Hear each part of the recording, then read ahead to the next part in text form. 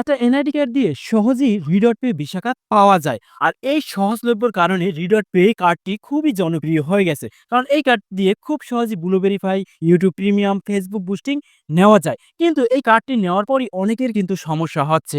অনেকের dollar minus হয়ে যাচ্ছে। তো আজকের এই ভিডিওতে আমি আপনাদের দেখাবো কেন এই ডলারগুলো মাইনাস হয় এবং এর সমাধান কি। তো আপনাদের যদি এই রিডট পে ভিসা কার্ড দরকার হয় তাহলে আমার পিন কমেন্টে একটা লিঙ্ক দেওয়া আছে, ওই লিঙ্কের উপর ক্লিক দিয়ে আপনারা চাইলে একটা কার্ড কিনতে পারেন। প্রথমে আমরা জানবো এই কার্ড থেকে ডলার কেন মাইনাস হয়। মূলত যখন আপনারা কোথাও পেমেন্ট করেন, যেমন $10 পেমেন্ট করবেন, তখন দেখা যায় আপনার অ্যাকাউন্টে $5 আছে, $7 আছে। প্রত্যেকটা পেমেন্ট করার জন্য আপনার থেকে 50 সেন্ট চার্জ করা হয় যদি এই পেমেন্টটা ক্যান্সেল হয়ে যায়। তো এই জন্য যখন কোথাও পেমেন্ট করবেন, যে ডলার আছে ওই ডলারই পেমেন্ট করবেন, বাড়তি কোনো পেমেন্ট করবেন না।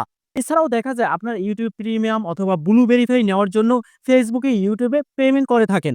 যেহেতু এই প্রিমিয়াম সাবস্ক্রিপশনগুলো মান্থলি হয়ে থাকে, তাহলে প্রতি মাস শেষ হওয়ার পর অটোমেটিক কিন্তু আপনার কার্ড থেকে পেমেন্ট নিয়ে যাবে। তো হয়তো এই সাবস্ক্রিপশনগুলো নেওয়ার পর আপনার মনে থাকে না এবং কার্ডগুলো ক্যান্সেল করেন না, আর এই জন্যই প্রতি মাসে পেমেন্ট নেয়। আর পেমেন্টটা যেহেতু ক্যান্সেল হয় আর আপনার থেকে এই ডলারগুলো মাইনাস হয়ে যায়। তো এক্ষেত্রে আপনারা কিন্তু অবশ্যই কার্ডগুলো রিমুভ করে নেবেন, সেটা কার্ডগুলো যেখানেই দেন। তো গুগল থেকে কার্ডগুলো রিমুভ করার জন্য সরাসরি আপনারা প্লে স্টোরে চলে যাবেন। অবশ্যই আপনারা যে জিমেলের মাধ্যমে পেমেন্ট করছেন সেই জিমেলটা এখানে লগইন থাকতে হবে। তো এখানে ম্যানেজ ইউর অ্যাকাউন্ট, তো আমি এটার উপরে ক্লিক দেবো। দেওয়ার পর এখান থেকে আমরা নিচে চলে আসবো। এখানে দেখুন আছে পেমেন্ট অ্যান্ড সাবস্ক্রিপশন, তো এটার উপরে ক্লিক দেবো। এখান থেকে নিচে আসবো, দেখুন এখানে কিন্তু একটা সাবস্ক্রিপশন নেওয়া আছে। আপনারা যদি ফেসবুকে সাবস্ক্রিপশন নেওয়া থাকে তাহলে কিন্তু ফেসবুক দেখা যাবে। মূলত আমি গুগল জিমিনি প্রোর সাবস্ক্রিপশনটা আমার নেওয়া আছে, এই জন্য কিন্তু এটা দেওয়া আছে। তো প্রথমে এই যে সাবস্ক্রিপশন এটার উপরে ক্লিক দেবেন। তারপর এখানে যদি আপনাদের ফেসবুক থাকে অথবা যে কোনো সাবস্ক্রিপশন থাকে সেটার উপরে ক্লিক দেবেন। যেমন আমি যদি এই গুগল অন এটার উপর যদি ক্লিক দিই, এখানে দেখুন এই সাবস্ক্রিপশনটার জন্য মান্থলি আমার থেকে $20 নেওয়া হবে। যদি আমি ক্যান্সেল না করি আমার আগামী মাসে কিন্তু $20 নিয়ে যাবে এবং আমার কার্ডে যদি টাকা না থাকে তাহলে কিন্তু এই পেমেন্টটা ক্যান্সেল হয়ে যাবে। আর এই ক্যান্সেল হওয়ার কারণে কিন্তু আমার ডলার মাইনাস দেখাবে। এখানে ক্যান্সেল সাবস্ক্রিপশন উপরে ক্লিক দিলে অটোমেটিক কিন্তু সাবস্ক্রিপশন ক্যান্সেল হয়ে যাবে। তো আমি সাবস্ক্রিপশন ক্যান্সেল করব না, আপনাদের যদি থাকে আপনারা ক্যান্সেল করে নেবেন। তারপর আবার পুনরায় ব্যাক দেবো। ব্যাক দেওয়ার পর এখানে দেখুন আমার কার্ডটা দেখা যাচ্ছে। তো আমি কার্ডের উপর ক্লিক দেবো। তারপর উপরে থ্রি ডট উপর ক্লিক দিয়ে রিমুভ অপশনে ক্লিক দিয়ে কার্ডটা কিন্তু আমি চাইলে রিমুভ করে ফেলতে পারি। তো আমি কার্ডটা রিমুভ করবো না।